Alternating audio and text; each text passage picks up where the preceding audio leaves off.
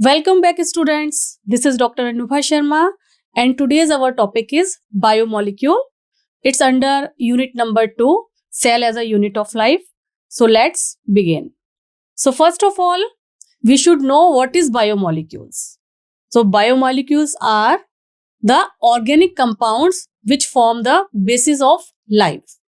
Life के लिए जितने भी organic molecules, smallest unit जो जरूरी है वो बायोमोलिक्यूल्स कहलाते हैं. So these are the biomolecules are the organic compounds which form the basis of life. ठीक है. Biomolecules build up living system and responsible for the growth and maintenance. क्योंकि biomolecules different kind of के biomolecules मिलकर ही उसके बाद other complex substance बनाएंगे और जो कि बहुत इंपॉर्टेंट होगी आपकी different kind of life processes के लिए. So biomolecules build up the living system and responsible for their growth and maintenance. Right. Next, living system is also composed of non living atom and molecule. ये हम last unit number 1 में पढ़ चुके हैं कि जितने भी नॉन लिविंग एटम और मॉलिक्यूल्स हैं वो पहले मिलकर कुछ इनऑर्गेनिक कंपोनेंट्स भी बनाते हैं, कुछ नॉर्मल क्रिस्टल्स भी बनाते हैं, और जब वो एक सेल के अंदर एक बहुत ही इंपॉर्टेंट रोल प्ले करते हैं within a living cell, that time we call them biomolecules. है ना. सो ये जितने भी मॉलिक्यूल्स हैं these are also present in our earth crust. लेकिन अर्थ क्रस्ट में सरप्राइजिंगली आप देखेंगे कि जो कार्बन और हाइड्रोजन है उसका जो परसेंटेज है वो किसी भी लिविंग सिस्टम से या किसी भी लिविंग सेल से कम होता है. तो जो हमारा क्लोज एग्जामिनेशन करने के बाद साइंटिस्ट लोगों ने ये देखा कि जो कार्बन एंड हाइड्रोजन है with respective to other organic living system, earth crust में its percentage is only 0.03%. Earth crust में ये 0.03% प्रेजेंट है, जबकि एक लिविंग ऑर्गेनिज्म में इसकी जो कॉन्सेंट्रेशन है दैट इज 18.5%. ठीक है. तो ये किसी भी लिविंग सेल में ज्यादातर जो कंपोनेंट्स हैं वो कार्बन और हाइड्रोजन के ही मिलकर बने हुए हैं. इससे हमें एक तो ये बात बहुत अच्छे से क्लियर होती है. And different kind of biomolecules अगर वो किसी लिविंग सिस्टम के अंदर जा रहे हैं तो पहले वो organelles, then cell, then tissue and then organ and living system इस फॉर्म में, हियरार्की की फॉर्म में अपना रोल प्ले करते हैं. I hope these points are clear. चलिए नेक्स्ट स्लाइड पर चलते हैं. सो जो लिविंग सेल है वो किस किस से मिलकर बनी हुई है. लिविंग सिस्टम या लिविंग सेल डिफरेंट काइंड के कॉम्प्लेक्स बायोमोलिक्यूल से ही मिलकर बने हुए हैं. और ये बायोमोलिक्यूल्स फिर क्या होंगे. ये होंगे, it may be carbohydrate, it may be protein, nucleic acid, lipids. These are the examples of different kind of biomolecules, and these are also known as macromolecule क्योंकि इनका साइज बड़ा होता है, जिसका डिस्कशन अभी हमने किया. Means carbohydrate, protein, nucleic acid and lipids.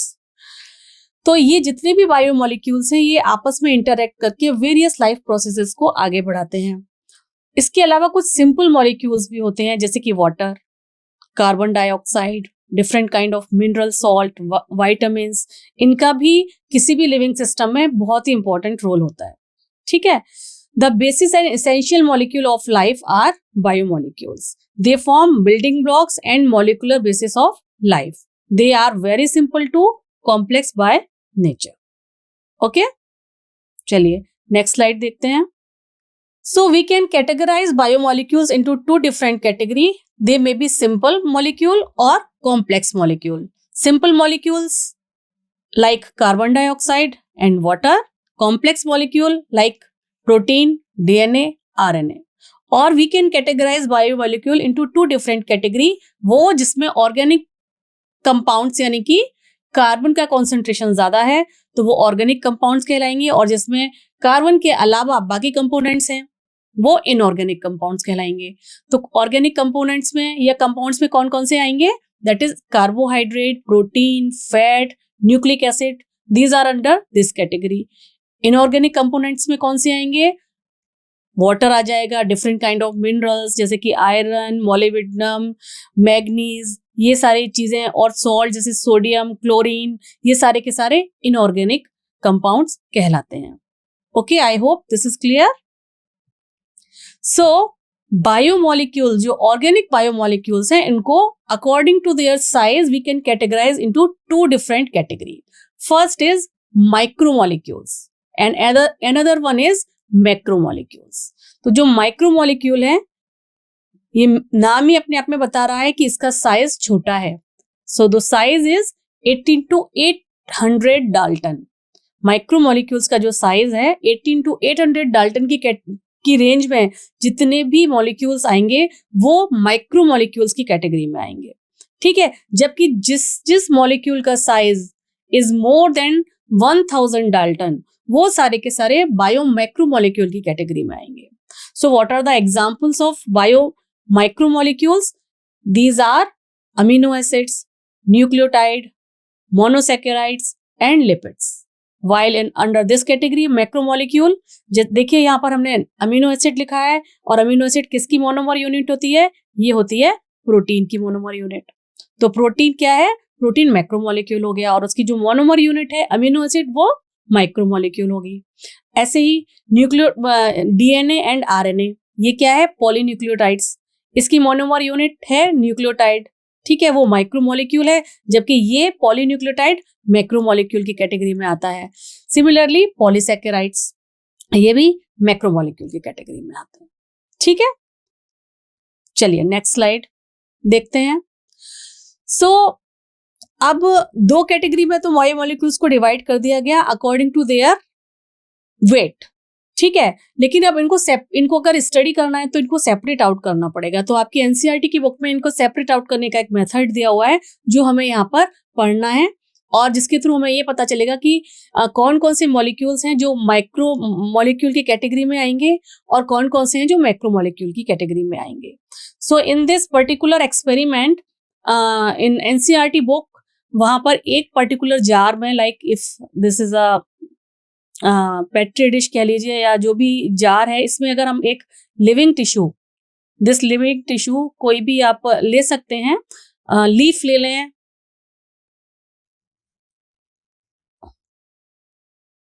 या लिवर सेल का छोटा सा पीस ले लें, उसको अगर किसी एक पर्टिकुलर एसिड, विच इज यहाँ पर क्या दिया हुआ है? Trichloroacetic acid. अगर यहाँ पर ट्राइक्लोरोएसिटिक एसिड डाल दें, ये सॉल्यूशन ट्राइक्लोरोएसिटिक एसिड, और इसमें इसको डालकर मोटर एंड पिस्टल से अच्छे से पीस लें।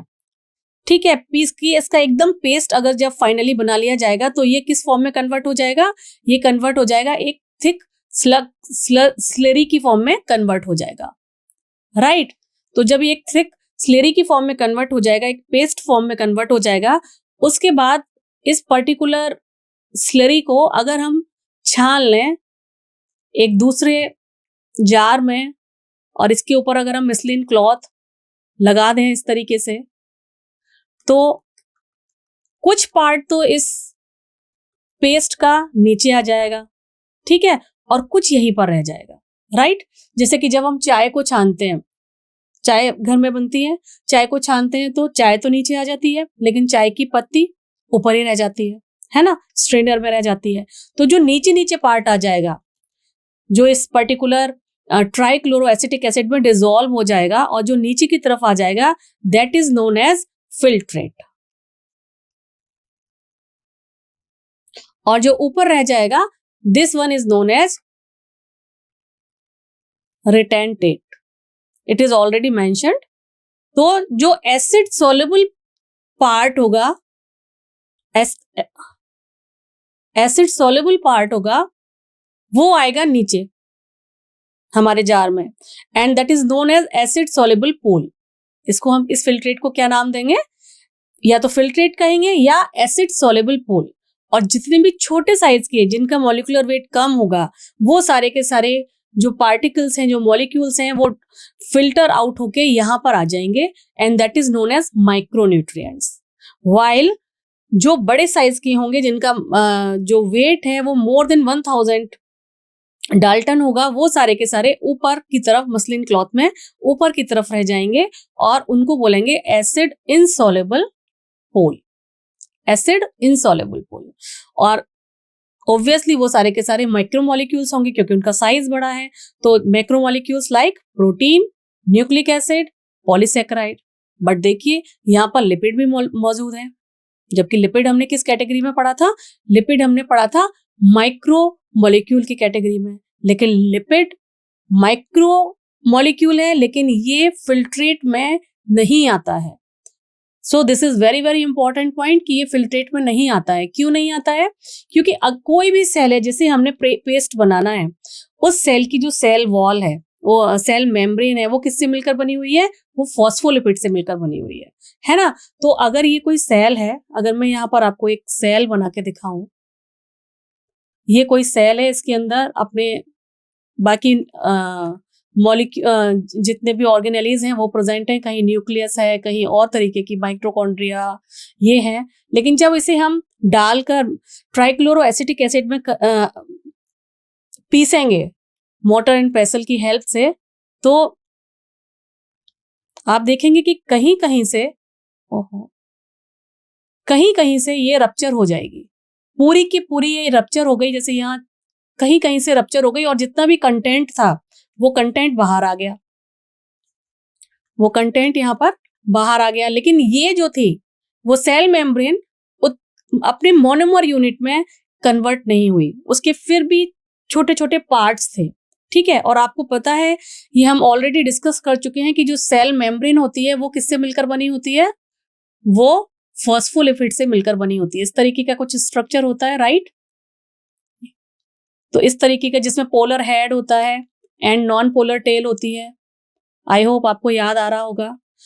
तो ये इनके बीच में कोई भी बॉन्डिंग नहीं है, ये आपस में वैसे ही यूनाइटेड हैं।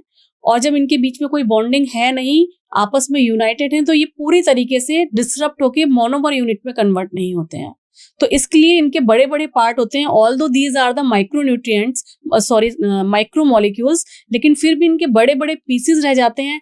एंड वो हैं फैट, फॉस्फोलिपिड्स हैं, लिपिड्स हैं ना।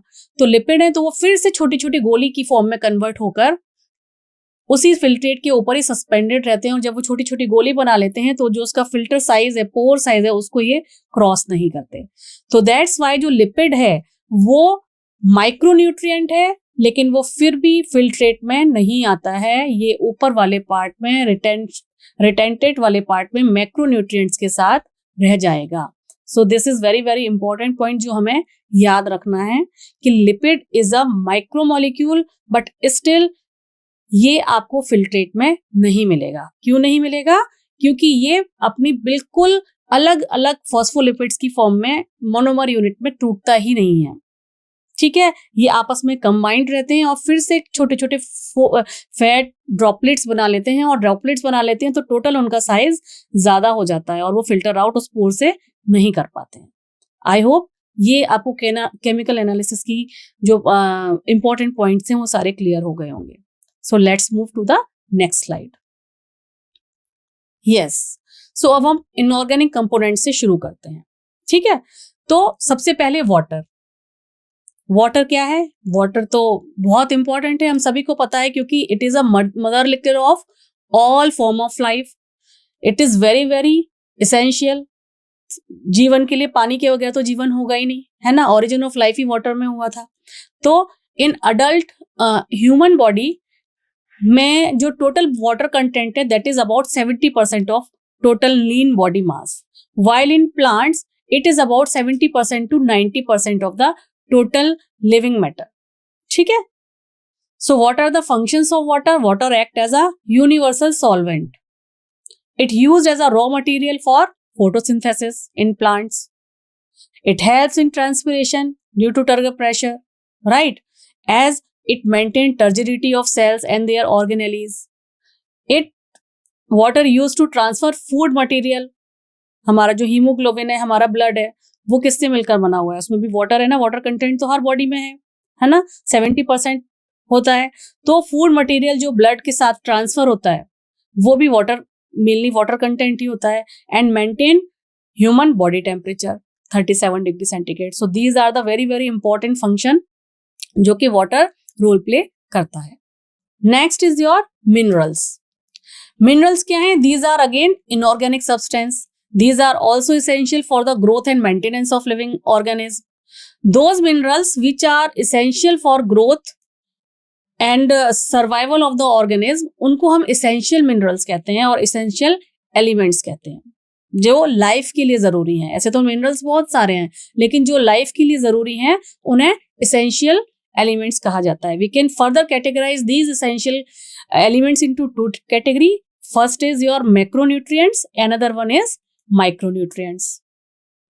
Macronutrients जो ज्यादा अमाउंट में चाहिए ग्रोथ के लिए, like calcium, nitrogen, phosphorus, sodium, chlorine, magnesium, sulphur, these are known as macronutrients, क्योंकि ये ज्यादा अमाउंट में चाहिए. While some are under this category, micronutrients category, like iron, copper, cobalt, zinc, manganese, molybdenum, fluorine, iodine, selenium. These are the micronutrient category because we require this in a very very small amount. ठीक है? Okay. So now comes under the bio micromolecule category. अभी तो हमने inorganic discuss किए, water discuss किया and mineral discuss किए. अब हम ऑर्गेनिक कंपोनेंट्स डिस्कस कर रहे हैं, जिसका फर्स्ट कैटेगरी है कार्बोहाइड्रेट. एंड कार्बोहाइड्रेट की जो मोनोमर यूनिट है वो क्या है, क्योंकि हम माइक्रोन्यूट्रिएंट पढ़ने वाले हैं, है ना.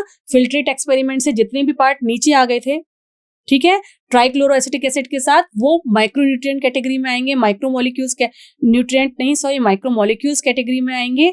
एंड जो कार्बोहाइड्रेट का जो मोनोमर है, दैट इज मोनोसैकेराइड, वो इस कैटेगरी में आता है. ठीक है. So the carbohydrate that can not be hydrolyse further to give the simpler unit of the polyhydroxy aldehyde और कीटोन इज कॉल्ड मोनोसैकेराइड. वो कार्बोहाइड्रेट का मिनिमम साइज जो फर्दर और दो यूनिट्स में हाइड्रोलाइज नहीं हो सकता, ठीक है, उसको मोनोसैकेराइड कहा जाता है. और we can call them simple sugar because some most of the monosaccharides are sweet in taste. ये क्या होते हैं? स्वीट इन टेस्ट होते हैं. And monosaccharide are the simplest form of sugar. These are also known as simplest form of sugar, और इसीलिए इनको monomers भी कहा जाता है. ठीक है.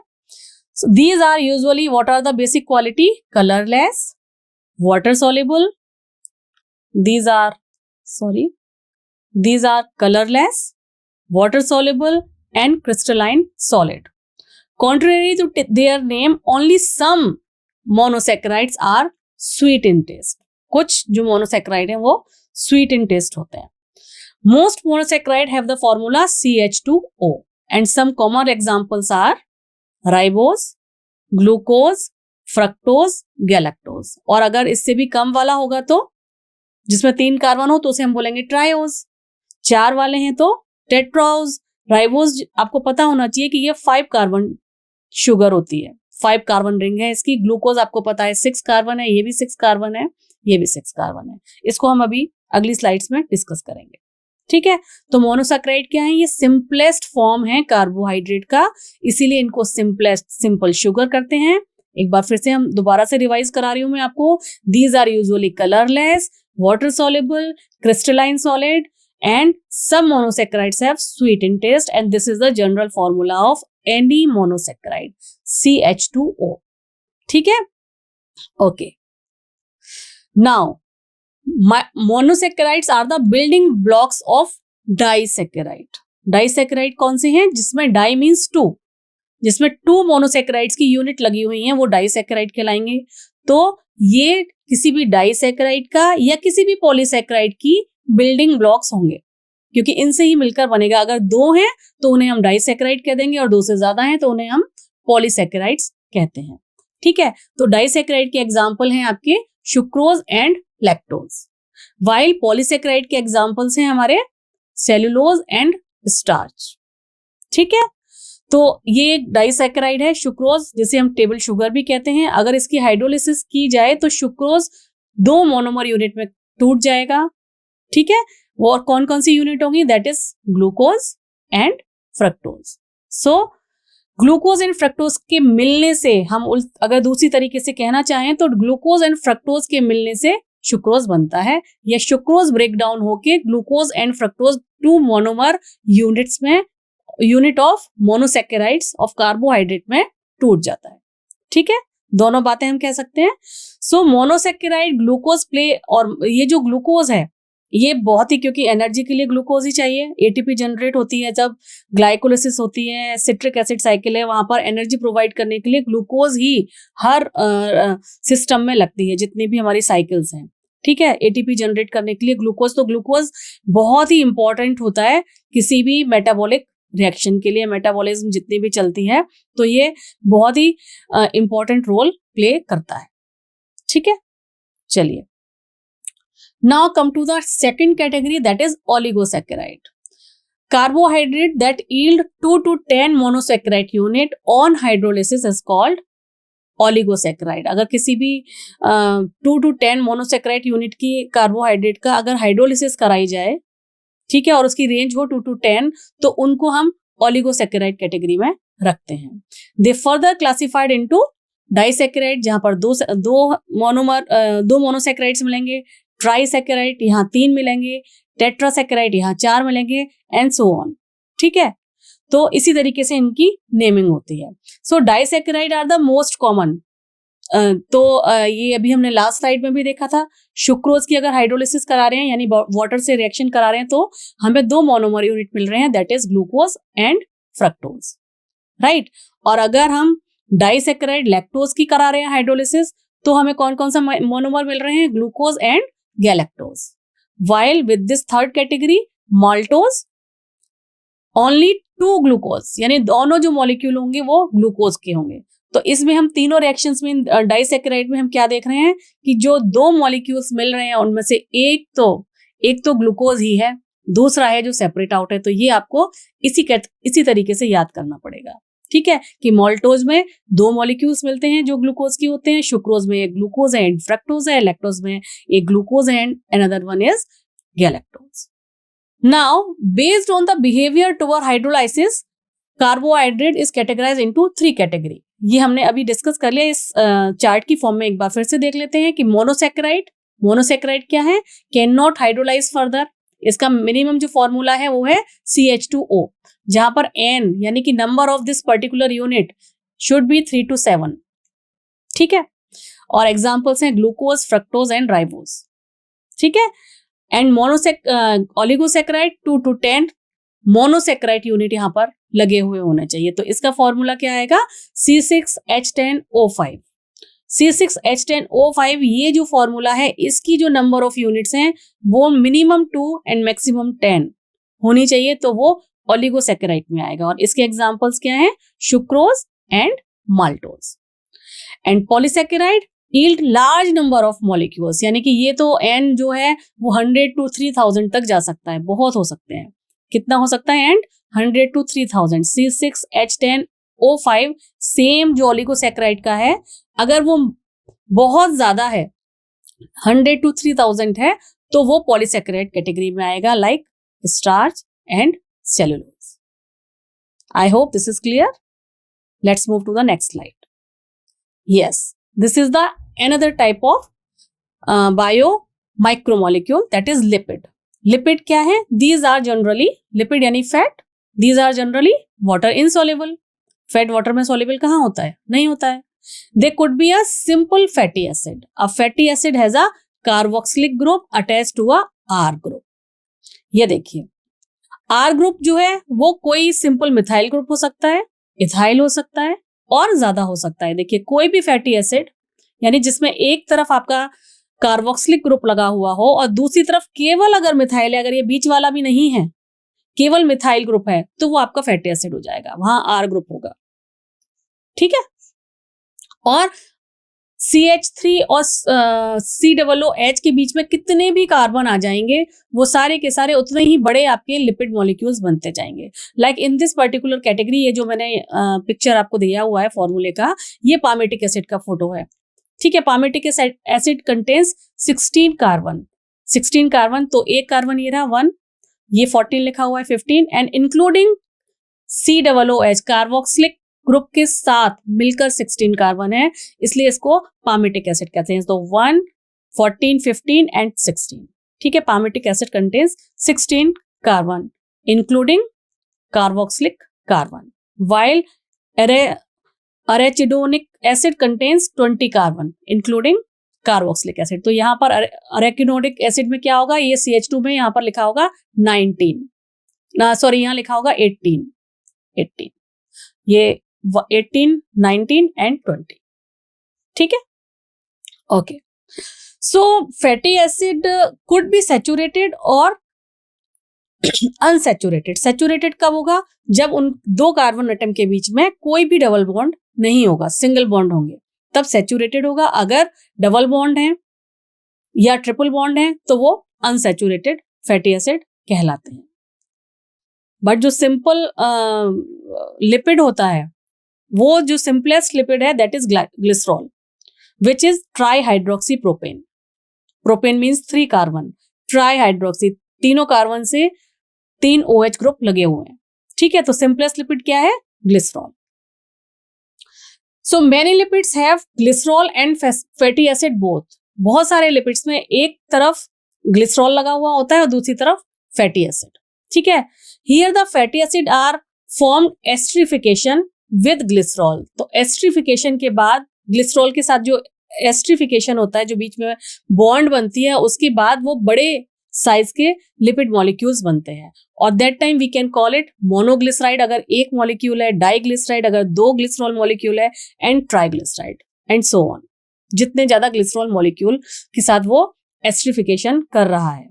ठीक है, so these are also called fat, इनको फैट भी कहा जाता है, and oil based on their melting temperature और मेल्टिंग पॉइंट। ऑयल का जो मेल्टिंग पॉइंट है वो कम होता है, इसीलिए विंटर्स में भी ऑयल कैसे होते हैं, लिक्विड फॉर्म में होते हैं, है ना। और जबकि जैसे जो फैट होता है, प्योर फैट होता है, वो गर्मियों में लिक्विड होता है, लेकिन सर्दियों में वो सॉलिड फॉर्म में कन्वर्ट हो जाता है। ऑयल, यहाँ पर आपकी NCERT की बुक में एग्जाम्पल दिया हुआ है जिंजेली ऑयल का। Gingelly has lower melting point, hence remains oil in winters. तो ये मैंने आपको बता दिया। जो लिपिड हैं उनके साथ फॉस्फोरस भी लगा हुआ होता है, वो फॉस्फोराइलेटेड भी होते हैं। तो फॉस्फोराइलेटेड होते हैं, और ये फॉस्फोराइलेटेड लिपिड्स कौन से हैं, ये आपको अगर जब सेल का स्ट्रक्चर हमने डिस्कस किया था, तो सेल मेम्ब्रेन में जो भी लिपिड लगे हुए थे वो सारे के सारे फॉस्फोराइलेटेड लिपिड होते हैं। ठीक है, उनके साथ फॉस्फोरस ग्रुप लगा हुआ होता है। और ये जो देखिए, ये this is the example of phospholipid. Lecithin is one example, and some tissue, कुछ टिश्यूज में भी फॉस्फोलिपिड्स होते हैं। Yes, in this slide phospholipid का स्ट्रक्चर दिया हुआ है। This is the lecithin phospholipid. ये आपको जनरलाइज स्ट्रक्चर याद करना है, and this is the structure of cholesterol.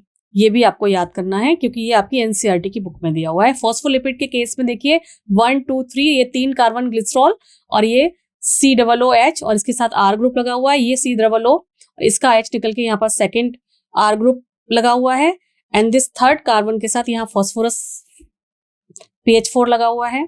ठीक है, तो इस तरीके का इसका स्ट्रक्चर है। यहाँ CH2, CH2, N, C, C, इस तरीके का स्ट्रक्चर है। ये आपको लर्न करना पड़ेगा। ठीक है, yes. Amino acids. Amino acids क्या होते हैं? These are the organic compound containing amino group and an acidic group as a substitution of the same carbon. Same carbon, और जिस कार्बन पर ये अमीनो ग्रुप और एसिडिक ग्रुप लगा होगा उसको हम बोलेंगे अल्फा कार्बन। ठीक है, और that's why we can call them alpha amino acid. तो एक तरफ लगा होगा अमीनो ग्रुप एंड दूसरी तरफ लगा होगा कार्बोक्सिलिक ग्रुप। ठीक है, तो all proteins are the polymer of alpha amino acids. Based on the nature of R group, there are so many amino groups, amino acids, but जो proteins हैं वो केवल 20 टाइप की अमीनो एसिड से मिलकर बने हुए होते हैं। ठीक है, depending upon their relative position, amino group with respect to carboxylic group, amino group can be classified as alpha, beta, gamma, delta and so on. Carboxylic group के रेस्पेक्टिवली अमीनो ग्रुप जिस कार्बन पोजीशन पर लगा हुआ है उसको alpha beta gamma इस तरीके से नंबरिंग दी जाती है। तो जैसा कि ये एक स्ट्रक्चर आप देख रहे हैं, ये है कार्बोक्सिलिक ग्रुप, ये वाला, और ये है अमीनो ग्रुप। ठीक है, ये दोनों एक ही कार्बन से लगे हुए हैं, इसको हम बोल रहे हैं अल्फा अमीनो ग्रुप। ठीक है, और जब ये अल्फा अमीनो एसिड जो है, इसका ये हाइड्रोजन यहां से हटके,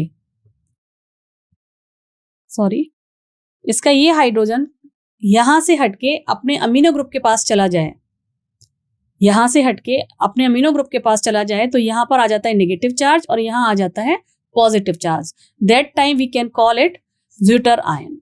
हम इसको बोलते हैं zwitter ion.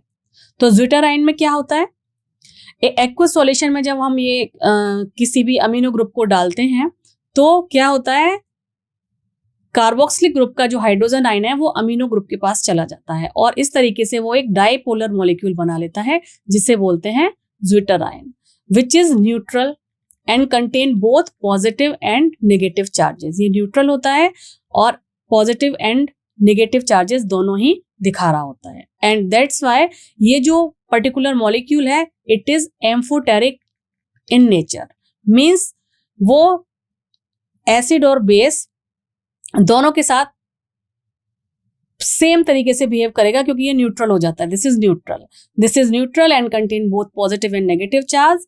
In zwitterion form amino acid show amphoteric behaviour as they react both acid and base, दोनों के साथ रिएक्ट करता है क्योंकि ये न्यूट्रल बिहेवियर इस टाइम शो करने लगता है। ठीक है, so now classification of amino acids. Amino acid according to their number of amino and carboxylic group, इनको कैटेगराइज किया जाता है कि कितने कार्बोक्सिलिक ग्रुप हैं और कितने अमीनो ग्रुप हैं। तो अगर बराबर है अमीनो और carboxylic group, that time we can call it neutral amino acid. अगर अमीनो ग्रुप ज्यादा है, दैट टाइम उसका बेसिक बिहेवियर होगा, तो हम उनसे बेसिक अमीनो एसिड्स बोल देते हैं। अगर कार्बोक्सिलिक ग्रुप ज्यादा है तो उसका कैसा बिहेवियर होगा, एसिडिक बिहेवियर होगा, that time we can call it acidic amino acids. Hope this is clear. Yes, now next is nucleotide. Micromolecule में नेक्स्ट कैटेगरी हम पढ़ रहे हैं न्यूक्लियोटाइड्स। सो न्यूक्लियोटाइड्स क्या होते हैं? Nucleotides are the basic building block of nucleic acid. Nucleic acid कौन कौन से हैं हमारे? Ribonucleic acid and deoxyribonucleic acid. ठीक है, nucleotide are organic molecule constitute of a sugar molecule. Sugar molecule में बी राइबोज और डीऑक्सीराइबोज। आरएनए के कोर्स में अभी मैंने बोला राइबोन्यूक्लिक एसिड, यानी कि राइबोन्यूक्लिक एसिड में जो शुगर है वो राइबोज शुगर है। ठीक है, और यहां पर हम बोलते हैं डीऑक्सीराइबोज, है ना, डीऑक्सीराइबोज शुगर होगी डीएनए के केस में। और ये किससे अटैच होती है? Attach to a phosphate group and a nitrogen base. अब बेसिस कितने होते हैं? डीएनए में बेस होते हैं 4। First is your adenine, cytosine, guanine and thiamine. 4 bases हैं in the for this DNA: adenine, cytosine, guanine and thiamine. While in this category RNA की case में क्या होता है? थायमीन की जगह यूरासिल आ जाता है, थायमीन की जगह यूरासिल आ जाता है, बाकी 3 सेम रहते हैं। ठीक है, so DNA and RNA molecules are the polymer of nucleotides. तो डीएनए आरएनए क्या है? न्यूक्लियोटाइड्स के पॉलीमर होते हैं और न्यूक्लियोटाइड्स ही एक लॉन्ग चेन की फॉर्म में लगे रहते हैं, जो कि हम मैक्रोमोलिक्यूल जब डिस्कस करेंगे तब और डिटेल में जाएंगे। Yes, so these are the general structure of purine and pyrimidine. Adenine and guanine, इनको कलेक्टिवली कहा जाता है purine, and cytosine, thymine and uracil, इनको कलेक्टिवली कहा जाता है पायरिमिडीन।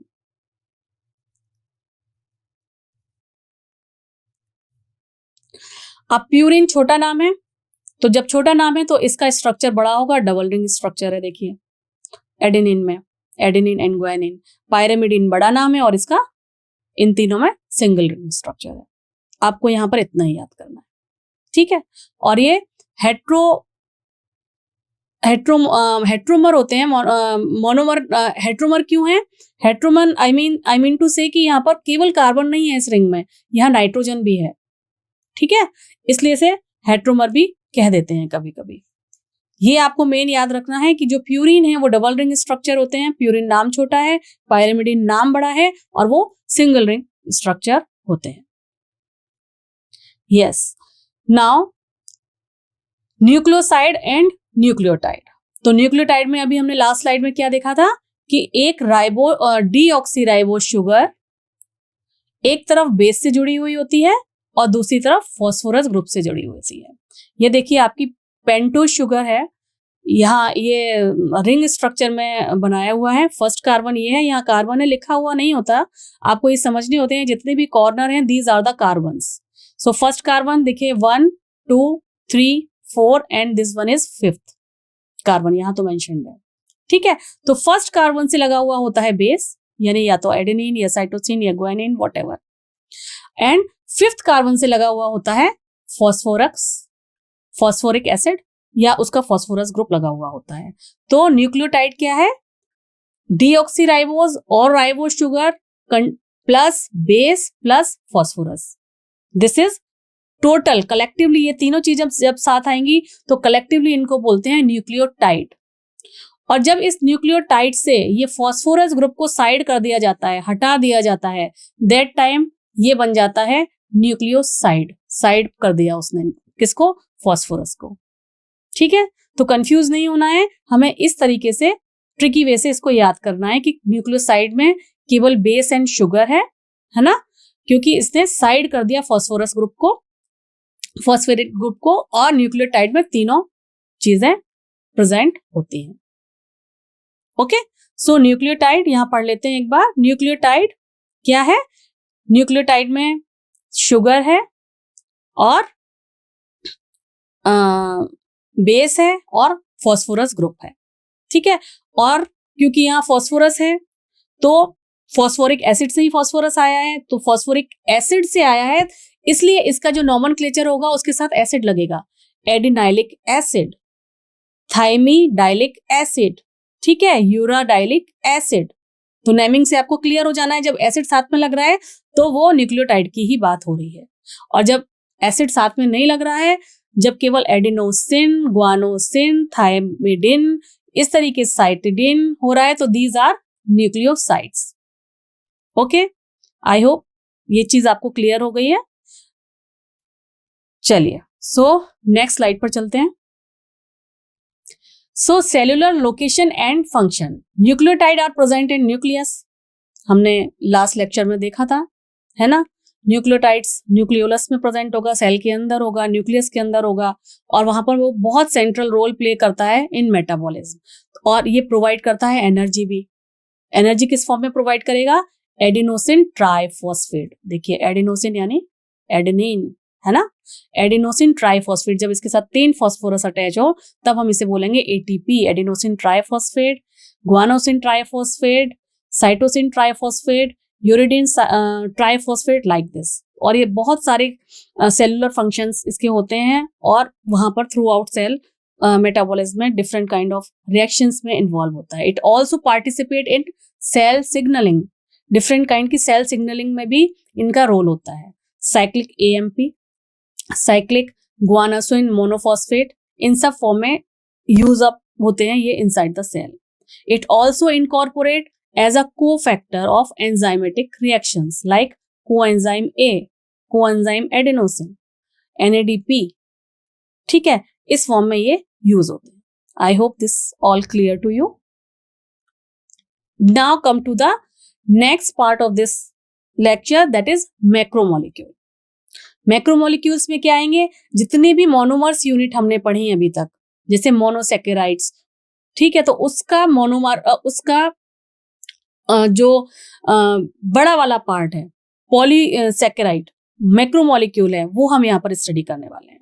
ठीक है, तो ये कहाँ मिला था? दोबारा से एक बार रिकॉल करिए कि एसिड इनसॉल्युबल फ्रैक्शन में ऊपर की तरफ, है ना, जो पार्ट था that is macromolecule. It has 4 type of organic compounds like protein, nucleic acid, polysaccharide and lipid.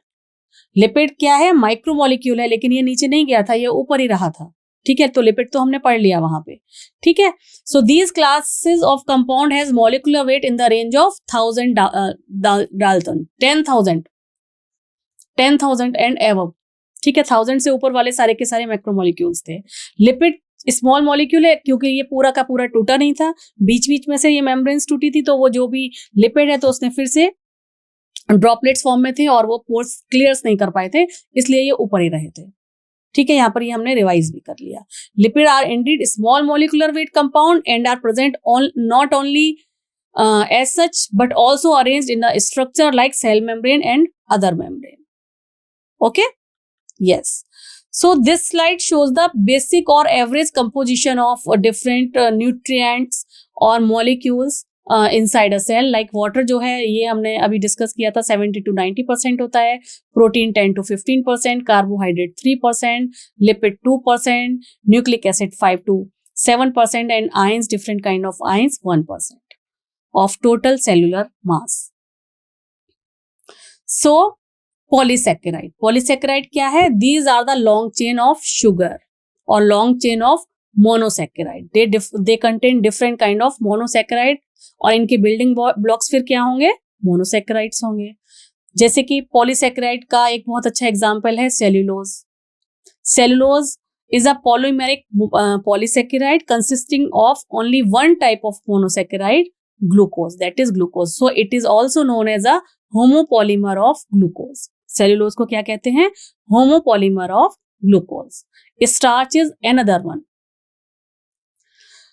But it also act as a storehouse of energy in plant tissue. Plant tissue में जो energy है, जो food की form में starch की form, starch जो है food की फॉर्म में, जैसे कि टोमेटो, जैसे पोटैटो में स्टार्च है ना, और जितने भी अरबी है उसमें स्टार्च है, डिफरेंट चीजें हैं जिसमें स्टार्च हैं, वो कलेक्ट करके रखते हैं फूड, एज अ फूड उसको कलेक्ट करके रखते हैं। एनिमल में क्या होता है एज अ फूड? एनिमल में जो फूड होता है वो रहता है ग्लाइकोजन की फॉर्म में, है ना। बैक्टीरिया में भी ग्लाइकोजन ड्रॉपलेट्स होती हैं, तो यहाँ पर ग्लाइकोजन की फॉर्म में, तो ये सारे के सारे क्या हैं? पॉलीसेकेराइड्स के एग्जाम्पल्स हैं। सो जैसे मोनोसेकेराइड्स कुछ कुछ स्वीट इन टेस्ट है, लेकिन polysaccharides are not sweet in taste, hence they are called non sugar. इनको नॉन शुगर कहते हैं, जबकि मोनोसेकेराइड को हम शुगर कह सकते हैं, है ना। So these are not sweet in taste, they are amorphous and insoluble in water. In polysaccharide, the individual monosaccharide are linked by glycosidic bond. दो मोनोसेकेराइड की यूनिट जब मिलती हैं और जब उसमें हाइड्रोलिसिस होती है, हाइड्रोलिसिस के बाद जब वाटर निकल जाता है तो जो बॉन्ड वहां बनती है that is known as glycosidic bond. तो आपको ये याद रखना है कि पॉलीसेकेराइड्स के अंदर कौन सी बॉन्ड होती है? Glycosidic bond. और ये बॉन्ड कैसे बनती है? डिहाइड्रेशन से बनती है, ठीक है। This bond is form between two carbon atom of two adjacent monosaccharides. In polysaccharide chain, the right end is always called reducing end, ठीक है, and the left side को या left end को हमेशा कहा जाता है non reducing end। ये देखिए, इस डायग्राम की हेल्प से हम समझ लेते हैं कि ये ग्लाइकोसिडिक बॉन्ड आखिर बनी कैसे। ये देखिए, ये पहले तो आपको ये पता होना चाहिए कि ये जोरो जो है वो ग्लूकोज है, तो ग्लूकोज कितने कार्बन है? ये होता है 6 कार्बन एटम, ये भी 6 कार्बन है, ग्लूकोज है। तो एक बार काउंट कर लेते हैं 6 कार्बन है ना या नहीं। 1 2 3 4 यहाँ पे लिखा हुआ है। This one is 5 and this one is 6। Yes, 6 carbon है। ये जो लास्ट वाला होता है वो हमेशा रिंग में आता नहीं है, वो हमेशा ऊपर की तरफ झंडा लेके खड़ा रहता है, ये हमें समझना है। तो ये कभी भी रिंग में नहीं आएगा, ठीक है। Similarly another glucose molecule is this, यहाँ पर भी 6 कार्बन है।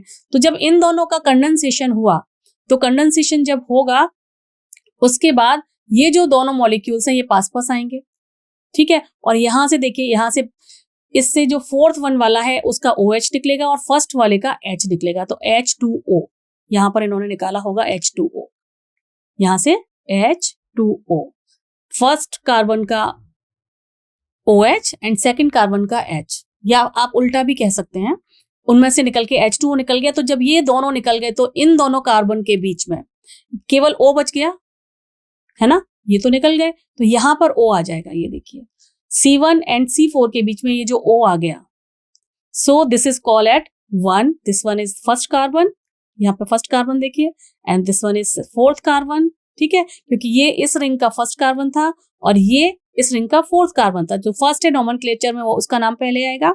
सो फर्स्ट -4 अल्फा ग्लाइकोसिडिक बॉन्ड, ये COC, ये जो बॉन्ड बन रहा है this is known as glycosidic bond. ठीक है, तो दो monomer unit of what, monosaccharide का जब कंडेंसेशन हुआ और उससे जब वाटर निकल गया तो जो C1 और C4 के बीच में जो बॉन्डिंग हुई that is known as glycosidic bond. This is known as 1,4 alpha glycosidic bond in the case of maltose. क्योंकि माल्टोज का हम अभी लास्ट प्रीवियस स्लाइड में पढ़ चुके थे कि जब इसका ब्रेकडाउन होता है तो दो मोनोमर यूनिट बनती है, बोथ आर ग्लूकोज ओनली। ठीक है, तो दो उल्टा अगर हम करेंगे तो दो ग्लूकोज मॉलिक्यूल के मिलने से जो डाइसेकेराइड बनेगा दैट इज माल्टोज। ठीक है, तो this is your glycosidic bond. I hope it is clear to you all.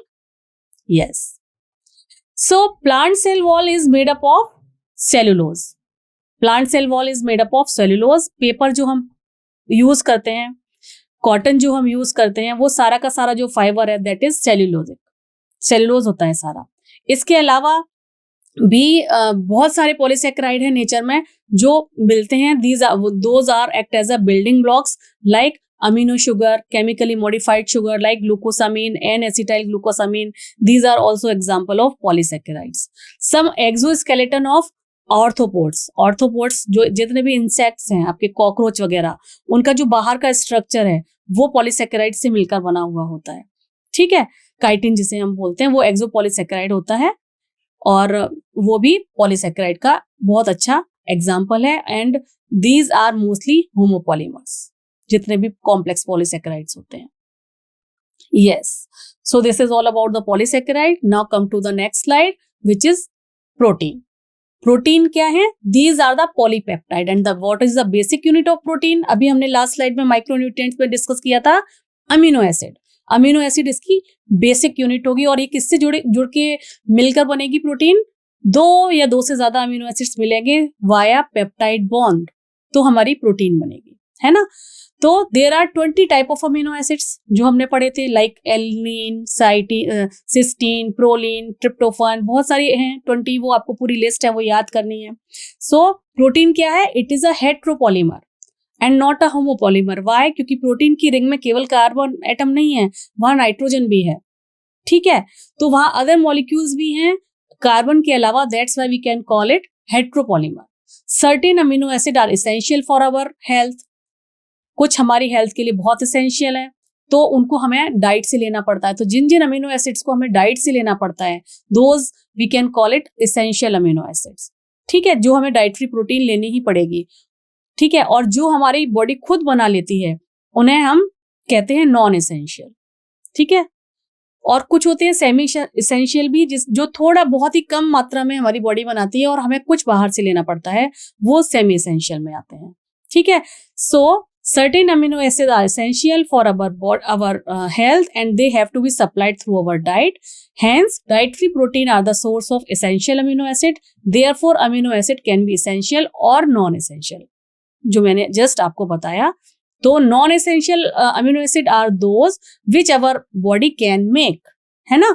While we get essential amino acid only through our diet or food. Yes. सो देखिए अब यहाँ पर हम पेप्टाइड बॉन्ड भी देख लेते हैं कैसे बन रहा है। ये एक अमीनो एसिड है, ये सेकंड अमीनो एसिड है। देखिए एक कार्बन एटम से एक तरफ से अमीनो ग्रुप जुड़ा हुआ है और दूसरी तरफ कार्बोक्सिलिक ग्रुप जुड़ा हुआ है। तो ये जो है अमीनो एसिड ये चारों तरफ अलग अलग ग्रुप से मिलकर बना हुआ है। तो ये अमीनो ग्रुप, दूसरा अमीनो ग्रुप, जब ये दोनों क्लब करेंगे और ये H2O निकल जाएगा हाइड्रोलिसिस से, तो क्या होगा? ये CO ये वाला और ये CnNH ये रहा, और इन दोनों ये कार्बन और दिस नाइट्रोजन के बीच में ये जो बॉन्डिंग हो जाएगी जो यहां पर हो रही है, this is known as peptide bond. समझ गए आप? फिर से एक बार क्लियर करती हूं। 2 amino acids, first amino acid is this one, another one is this one. This carbon atom, एक तरफ अमीनो ग्रुप लगा हुआ है, दूसरी तरफ कार्बोक्सिलिक ग्रुप। सिमिलरली यहां पर अमीनो ग्रुप लगा हुआ है, यहां कार्बोक्सिलिक ग्रुप। तो एक कार्बन का OH, अनदर कार्बन का H, ये दोनों क्लब करके जब H2O सेपरेट आउट होगा तो क्या होगा? इस कार्बन और इस नाइट्रोजन के बीच में एक बॉन्ड फॉर्मेशन होगा और ये दोनों अमीनो एसिड मिलकर एक पेप्टाइड बॉन्ड बनाएंगे. So this is how peptide bond synthesized. I hope it is clear to you all. Yes. So different kind of protein है और उनके अलग अलग फंक्शंस होते हैं. जैसे कि अगर हम एनिमल वर्ल्ड की बात करें तो एनिमल वर्ल्ड में सबसे ज्यादा जो कॉमन मोस्टली अबंडेंट प्रोटीन है दैट इज कोलेजन. कोलेजन ज्यादातर इंट्रासेलुलर सब्सटेंस में होता है और सबसे ज्यादा पाया जाता है. लेकिन अगर हम ये कहें कि पूरे बायोस्फीयर में सबसे ज्यादा प्रेजेंट कौन सा प्रोटीन है तो वो है रिबुलोज बाइफॉस्फेट. क्योंकि प्लांट्स ज्यादा हैं तो ribulose biphosphate carboxylase oxygenase rubisco इसका नाम होता है. इसका फुल फॉर्म है रुबिस्को बाइफॉस्फेट कार्बोक्सिलेज ऑक्सीनेज और इसको शॉर्ट फॉर्म में बोलते हैं rubisco. It is the most abundant protein in whole biosphere. तो ये पॉइंट आपको याद रखना है. और अगर एनिमल वर्ल्ड की बात करेंगे तो ये पॉइंट आपको याद रखना है कि एनिमल वर्ल्ड में कोलेजन जो है वो मोस्ट अबंडेंट होता है. So there is a list NCERT की बुक में जो दिया हुआ है उसमें सारे के सारे प्रोटीन और उसके फंक्शन बताए हुए हैं. Like collagen intracellular ground substance. Trypsin आपको पता है एंजाइम का काम करता है and enzymes are protein. Insulin again it is a hormone. ठीक है, ये भी प्रोटीन होता है. डिफरेंट काइंड ऑफ एंटीबॉडीज जो हमारे डिफेंस मैकेनिज्म में काम करते हैं. So it fights with infections जो होते हैं. डिफरेंट काइंड ऑफ रिसेप्टर्स जो हमारे सेंसरी ऑर्गन्स में लगे हुए होते हैं वो भी प्रोटीन होते हैं जो हमें बताएंगे सेंस करके कि स्मेल कैसी है, टेस्ट कैसा है. ठीक है, डिफरेंट काइंड के हार्मोन्स होते हैं उनमें भी रिसेप्टर्स होते हैं. एंड ग्लूट4 ये इनेबल ये एक ग्लूकोज ट्रांसपोर्टर होता है, वो भी एक काइंड ऑफ प्रोटीन ही होता है. I hope these points are clear to you all. Yes. So now come to the structure of protein. तो प्रोटीन का स्ट्रक्चर 4 तरीके का होगा. जो प्राइमरी स्ट्रक्चर है वो प्राइमरी स्ट्रक्चर में जो अमीनो एसिड्स हैं लाइक जो हमने अभी डिस्कस किए थे वो अगर एक लाइन में पेप्टाइड बॉन्ड के थ्रू लगे हुए हैं, अलग अलग अमीनो एसिड्स लगे हुए हैं तो वो प्राइमरी स्ट्रक्चर हो जाएगा. सिंपल एक चैन की तरह जो लगा हुआ होगा. सो primary structure of protein refers to the sequence of amino acid in a polypeptide chain. ठीक है, the primary structure held together by phosphate peptide bond. ठीक है, during protein synthesis. Peptide bond synthesis कैसे हुआ था ये हमने अभी डिस्कस किया था. ठीक है, so the first amino acid is called N-terminal amino acid and the last always called C-terminal. क्योंकि फर्स्ट अमीनो एसिड का आपको पता है एक कार्बन में एक तरफ अमीनो ग्रुप लगा हुआ था एंड दूसरी तरफ क्या लगा हुआ था, कार्बोक्सिलिक ग्रुप.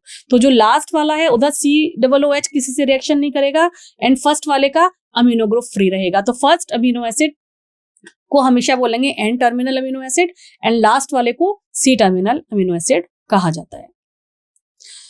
नाउ सो एक सिंपल पॉलीपेप्टाइड चेन है that is known as primary structure. Now come to the next structure that is secondary structure. It is highly regular local substructure of actual polypeptide backbone. तो जो secondary structure है ये 2 तरीके की structure बनाती है. एक तो होती है कि ये इस तरीके से कॉइलिंग कर ले राइट हैंडेडली, जैसे कि किसी के कर्ली हेयर्स होते हैं ना उस तरीके से कि जब ये कॉइलिंग करती है तो उस टाइम हम इसको बोलते हैं टर्म अल्फा हेलिक्स, जो कि राइट हैंडेडली इस तरीके से लाइक समथिंग लाइक दिस अगर इस तरीके से कॉइलिंग कर रही है तो that time we can call it alpha helix structure of protein. और अगर ये कुछ प्लेट्स की तरह, जैसे कि हम कपड़ों को प्लेट क्या करते हैं तय करके रखते हैं ना एक सिस्टमेटिक तरीके से, या फिर हम तो उस टाइम हम उसको बोलते हैं बीटा स्टैंड और बीटा शीट. और ये जो बीटा शीट होती है ये ज्यादातर क्योंकि इसको तय करके रख रहे हैं तो ये होती है केराटिन प्रोटीन में. ठीक है, या फाइब्रियोन प्रोटीन में. क्योंकि सेकेंडरी स्ट्रक्चर किस किस जगह पर आएगा, सेकेंडरी स्ट्रक्चर वहां पर देखने को मिलेगा जहां पर स्ट्रक्चर किसी तरीके का फॉर्म हो रहा होगा. जहां किसी चीज का स्ट्रक्चर फॉर्म हो रहा होगा वहां पर हमें प्रोटीन का सेकेंडरी स्ट्रक्चर देखने को मिलेगा. ठीक है, तो जो हमारे नेल्स की प्रोटीन है, हमारे हेयर्स की प्रोटीन है, केराटिन प्रोटीन, वहां पर हमें सेकेंडरी स्ट्रक्चर देखने को मिलता है. ठीक है, ऐसे ही अगर हम सिल्क फाइबर की बात करें तो फाइब्रियोन प्रोटीन होती है, वहां पर भी हमें सेकेंडरी स्ट्रक्चर देखने को मिलता है जो कि बीटा शीट होती है. ठीक है, तो alpha helix and beta pleated splitted sheet are folded into a compact globular structure. These folding is driven by non-specific hydrophobic interactions. Non-specific hydrophobic interactions से ये बनते हैं. ठीक है, अभी मैं कमिंग स्लाइड्स में आपको इसका स्ट्रक्चर भी दिखाऊंगी और भी चीजें आपको एक साथ क्लियर हो जाएंगी. सो प्राइमरी स्ट्रक्चर क्या था? Simple polypeptide chain. Secondary structure में के दो टाइप हुए जहां स्ट्रक्चर चाहिए. First is your alpha helix, another one अगर इस तरीके की आपकी कोई बीटा शीट है तो बीटा स्ट्रैंड जहां स्ट्रक्चर चाहिए. और इसके एग्जाम्पल क्या है? हमारे केराटिन प्रोटीन हमारा एग्जाम्पल है एंड फाइब्रियोन प्रोटीन हमारा एग्जाम्पल है. ठीक है. Third type is your tertiary structure. जब 3 डायमेंशनल स्ट्रक्चर होगा किसी प्रोटीन का, ठीक है, तो ये अपने आप में इस तरीके से जो ये गोल गोल गोल गोल ये ऐसे कर रहा था, ये जब फिर गोल गोल गोल गोल होके अगर ये कुछ कहाँ बताऊं मैं, चलिए यहाँ बता देती हूँ. ये गोल गोल होके कुछ इस तरीके से ऊन के गोले जैसा अगर बना ले, अपने आप में और ज्यादा कॉइलिंग कर ले, that time we can call it tertiary structure. ठीक है. तो जब ये टर्शियरी स्ट्रक्चर बनेगा तो कहीं पॉकेट्स बनेंगे, कहीं ज्यादा कॉम्पैक्ट होगा, कहीं कम कॉम्पैक्ट होगा. तो ये डिफरेंट टाइप ऑफ इस तरीके का मॉलिक्यूल बना देगा जो मॉलिक्यूल बायोलॉजिकली एक्टिव होगा. ठीक है. और बायोलॉजिकली एक्टिव प्रोटीन्स कौन से होते हैं? बायोलॉजिकली एक्टिव प्रोटीन्स होते हैं जो किसी फंक्शनल फॉर्म में काम आएंगे, स्ट्रक्चरल फॉर्म में काम नहीं आएंगे. जैसे कि आपके हार्मोन हो गए, आपके एंजाइम्स हो गए, है ना, मायोग्लोबिन हो गई. इनका काम होता है ना, ये एंजाइम कितने तरीके की रिएक्शंस में यूज्ड अप होते हैं, तो वहां पर ये टर्शियरी स्ट्रक्चर होते हैं. और टर्शियरी स्ट्रक्चर में डिफरेंट काइंड के बॉन्डिंग फॉर्मेशन होती है. लाइक हाइड्रोजन बॉन्ड के अलावा यहाँ पर वंडरवाल फोर्स भी होगा, इलेक्ट्रोस्टैटिक फोर्स भी होगा. ये सारे के सारे interactions, electrostatic, van der Waals, hydrogen bond, ये सारे के सारे टर्शियरी स्ट्रक्चर में पाए जाते हैं. हाँ, यहाँ देखिए ये वही जो मैं आपको डायग्राम बता रही थी कि सेकेंडरी स्ट्रक्चर में देखिए राइट हैंडेडली ये इस तरीके से मुड़ रहा है, तो ये हो गया आपका सेकेंडरी स्ट्रक्चर. ठीक है. और जब ये सेकेंडरी स्ट्रक्चर और ज्यादा मुड़ के ऐसे एक ऊन के गोले जैसा स्ट्रक्चर बना लेता है, लाइक देखिए यहाँ मुड़ रहा है ना ये, तो that time we can call it tertiary structure. ठीक है. टर्शियरी स्ट्रक्चर के एग्जाम्पल्स एक बार फिर से देख लेते हैं. एंजाइम्स आपके एग्जाम्पल हैं, एंजाइम्स. हार्मोन्स आपके एग्जाम्पल्स हैं. ठीक है. और मायोग्लोबिन आपका एग्जाम्पल है. चलिए ये आई होप आपको ये क्लियर हो गया है. एंड सेकेंडरी स्ट्रक्चर के एग्जाम्पल्स क्या हैं? Keratin protein and your fibroin, जो कि सिल्क में पाया जाता है, fibroin protein. Now come to the last structure, that is quaternary structure. Quaternary structure में क्या होगा कि जो 3 डायमेंशनल स्ट्रक्चर था, जो आपका टर्शियरी स्ट्रक्चर था, वो जो ऊन के गोले जैसा था, वो अगर 4 ऊन के गोले आपस में एक दूसरे के साथ क्लब करके एक क्वाटरनरी स्ट्रक्चर बना रहे हैं, that time we can call it quaternary structure. और ये जो है ये 3 डायमेंशनल स्ट्रक्चर फॉर्म करता है और इसमें 2 से ज्यादा पॉलीपेप्टाइड यूनिट्स एग्रीगेट करती हैं. ठीक है. तो ये मल्टीमर होते हैं. This polypeptide chain operate as a single functional unit. पर ये 4 यूनिट हैं, मल्टीमर है, लेकिन ये एक सिंगल फंक्शनल यूनिट का काम करते हैं. एंड इन योर एनसीईआरटी उन्होंने एग्जांपल दिया हुआ है हीमोग्लोबिन का क्वाटरनरी स्ट्रक्चर में. ठीक है. तो वही, और यहाँ पर भी same non covalent interaction, disulphide bond जो कि टर्शियरी स्ट्रक्चर में थे, क्योंकि टर्शियरी स्ट्रक्चर ही मिलके तो क्वाटरनरी बना रहा है, तो टर्शियरी वाले जितने भी बॉन्ड्स हैं वो यहाँ पर भी प्रेजेंट होंगे. वंडरवाल होगा, हाइड्रोजन बॉन्ड होगा, इलेक्ट्रोस्टैटिक बॉन्ड होगा, डाइसल्फाइड बॉन्ड होंगे, है ना, वो सारे बॉन्ड यहाँ पर भी प्रेजेंट होंगे. यस. सो देखिए इस स्लाइड में हम चारों स्ट्रक्चर एक बार फिर से देख लेते हैं. ये देखिए पॉलीपेप्टाइड चेन, ठीक है, जिसमें डिफरेंट काइंड, अलग अलग कलर से हैं, इसका मतलब है डिफरेंट काइंड के अमीनो एसिड्स लगे हुए हैं. और एक टर्मिनल पर क्या है? अमीनो एसिड है, और दूसरे पर, फर्स्ट को बोलते हैं अमीनो टर्मिनल, लास्ट वाले को कार्बोक्सिलिक टर्मिनल. ये प्राइमरी स्ट्रक्चर हो गया. सेकेंडरी स्ट्रक्चर देखिए, ये अल्फा हेलिक्स, हेलिक्स फॉर्म में है, और अगर प्लेटेड यानी प्लेट्स की फॉर्म में है तो बीटा प्लेटेड. इसका भी एग्जांपल हमने डिस्कस कर लिया था. थर्ड, ये ऊन की गोले जैसा स्ट्रक्चर हो जाए, यानी कि ये जो दोनों फॉर्म है, देखिए बीटा प्लेट और अल्फा हेलिक्स, ये दोबारा से आपस में बॉन्डिंग करके डिफरेंट काइंड की एक ऊन के गोले जैसा स्ट्रक्चर जब बना रहे हैं, that time we can call it tertiary structure. और जब डिफरेंट काइंड के 4 डिफरेंट काइंड की सब टर्शियरी स्ट्रक्चर आपस में क्लब कर रही हैं, that time we can call it quaternary structure. I hope चारों स्ट्रक्चर्स आपको अब तो क्लियर हो ही गए होंगे। क्वाटरनरी स्ट्रक्चर का हम एक हीमोग्लोबिन एग्जाम्पल जो एनसीईआरटी की बुक में दिया है वो एक बार फिर से देख लेते हैं, जिसमें कि 2 बीटा चेन होती हैं एंड 2 अलग अलग यूनिट्स है ना, 2 अल्फा चेन होती हैं, और इनके सेंटर में ये आयरन लगा हुआ होता है हीमोग्लोबिन के बीच में, क्योंकि इसका क्या काम है, ऑक्सीजन ट्रांसपोर्टेशन का काम होता है। तो ये क्या है, haemoglobin is the example of quaternary structure of protein. ठीक है, अब तो आप नहीं भूलेंगे, अभी आपको एकदम आई होप क्लियर हो गया है। Yes, now the last type of macromolecule is nucleic acid molecule.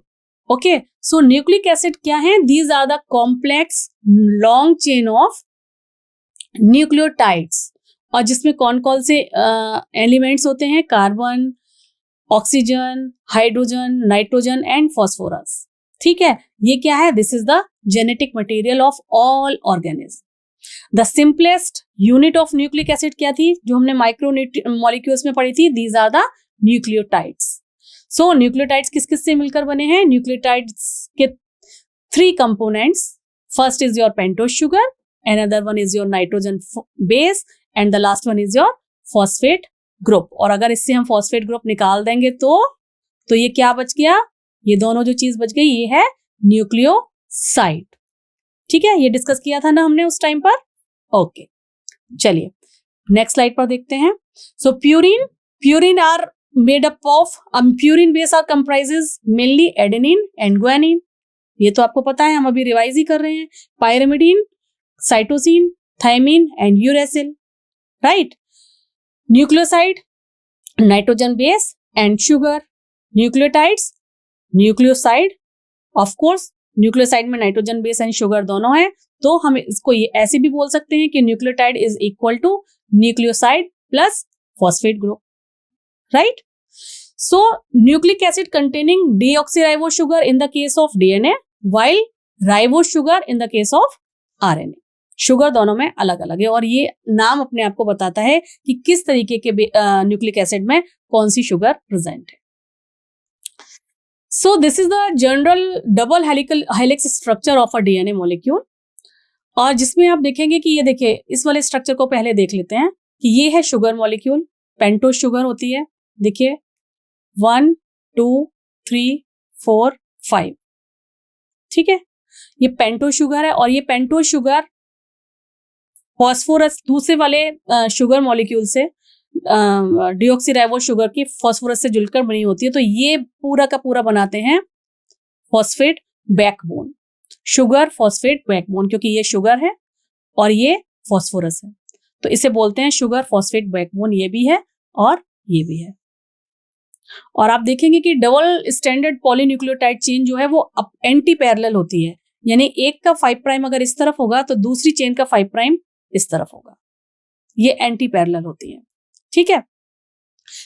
तो this is sugar, this is phosphorus, this is again sugar, तो इन दोनों शुगर के को जोड़ने वाला जो फॉस्फोरस ग्रुप है ये मिलकर बना रहा है शुगर फॉस्फेट बैकबोन। और ये जो आपके बेसिस हैं like thymine and adenine, in this case adenine and thymine, here guanine and cytosine, ये आपस में हाइड्रोजन बॉन्ड के साथ मिलकर जुड़े हुए होते हैं। Cytosine always pair with guanine with 3 hydrogen bond, while in the case of thymine and adenine these are joined together with the help of 2 hydrogen bond। दो हाइड्रोजन बॉन्ड होंगे in the case of thymine and adenine के case में, जब वो दोनों आपस में bonding करेंगे, और ये दोनों ही आपस में बॉन्डिंग करते हैं in the case of DNA. While जब ग्वानिन एंड साइटोसिन की बॉन्डिंग होगी तो वो होगी 3 हाइड्रोजन बॉन्ड के साथ, ठीक है। सो this is the general structure of DNA double helix, जिसमें बीच बीच में देखिए ये मैंने आपको पूरा स्ट्रक्चर यहां पर बता दिया था, और यहां पर देखिए अंदर की तरफ तो देखिए बेस है, डिफरेंट काइंड ऑफ बेस जो कि यहां पर दिख रहे थे, एडेनिन थायमिन, ये सब जो अंदर की तरफ दिख रहे हैं वो यहाँ कलर्ड, यहाँ yellow and green, red and orange, इन तरीके से दिख रहे हैं, दीज आर द बेसिस, और ये चल रहा है हमारा शुगर फॉस्फेट बैकबोन, ठीक है, ओके। सो ये जो मॉडल था, ये मॉडल सबसे पहले दिया गया था वॉटसन एंड क्रिक ने, मोस्ट एक्सेप्टेबल मॉडल है। सो दिस मॉडल जो डबल हेलिक्स का है, डीएनए डबल हेलिक्स का, वो ये बताता है कि जो पॉलीन्यूक्लियोटाइड चेन है डीएनए के केस में, वो हमेशा अपोजिट डायरेक्शन में रन करती है। एंड बैकबोन जो है, it is formed by sugar phosphate sugar chain. Nitrogen bases are projected more और less perpendicular to the backbone, perpendicular the backbone के, है ना। Adenine and guanine always pair up, and ये adenine and guanine of one strand compulsory pair up with the thymine and cytosine. Adenine guanine तो purine है और ये दोनों pyrimidine है, तो एडेनिन पेयर करेगा थाइमिन से एंड ग्वानिन पेयर करेगा साइटोसिन से। एडेनिन पेयर करेगा विद द 2 डबल बॉन्ड, है ना, and guanine with 3 triple bond of hydrogen bond, triple hydrogen bond, sorry, या। चलिए एक बार और इसका स्ट्रक्चर देख लेते हैं। स्ट्रक्चर, ये डबल हेलिकल स्ट्रक्चर है हमारा डीएनए का। तो यहाँ पर देखिए वही जो मैं अभी आपको बता रही थी कि दो हाइड्रोजन बॉन्ड होंगे between adenine and thymine, while 3 hydrogen bond in between guanine and cytosine.